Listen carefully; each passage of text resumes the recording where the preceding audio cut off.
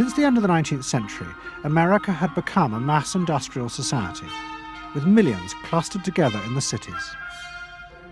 Bernays was determined to find a way to manage and alter the way these new crowds thought and felt. To do this, he turned to the writings of his uncle Sigmund. While in Paris, Bernays had sent his uncle a gift of some Havana cigars.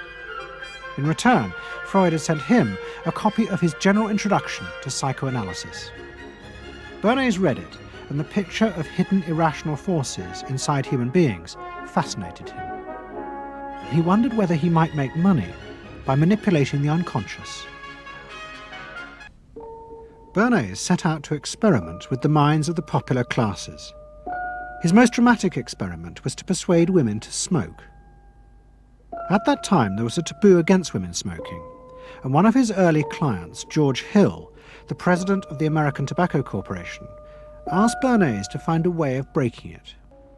A. Brill was one of the first psychoanalysts in America, and for a large fee he told Bernays that cigarettes were a symbol of the penis and of male sexual power.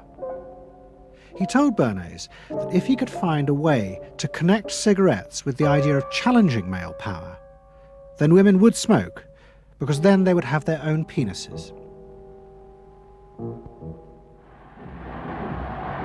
Every year, New York held an Easter Day parade to which thousands came, and Bernays decided to stage an event there. He persuaded a group of rich debutantes to hide cigarettes under their clothes.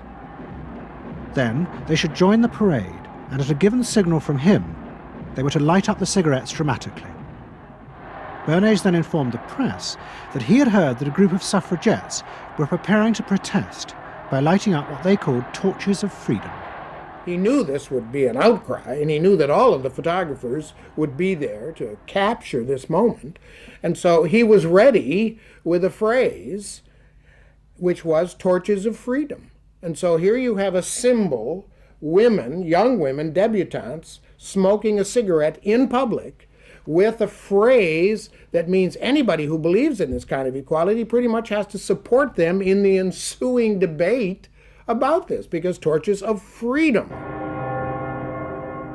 I mean, what's on all American coins? It's liberty. She's holding up the torch, you see? And so all of this is there together. There's emotion, there's memory, there's a rational phrase, even though it's using a lot of emotional elements. It's a phrase that works in a rational sense. All of this is together. And so the next day, this was not just in all of the New York papers, it was across the United States and around the world. And from that point forward, the sale of cigarettes to women began to rise. He had made them socially acceptable with a single symbolic act. What Bernays had created was the idea that if a woman smoked, it made her more powerful and independent, an idea that still persists today. Embrace me, my sweet embrace. It made him realize that it was possible to persuade people to behave irrationally if you link products to their emotional desires and feelings.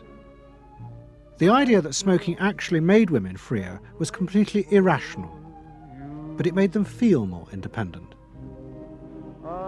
It meant that irrelevant objects could become powerful emotional symbols of how you wanted to be seen by others.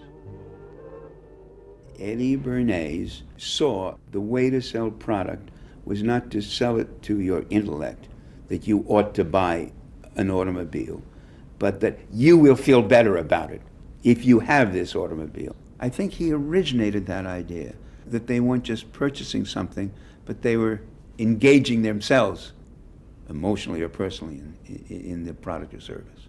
That it's not, you think you need a new piece of clothing, but you'll feel better with the piece of clothing. That was his contribution in a very real sense. We see it all over the place today, but I think he originated the idea of the emotional connect to a product or service.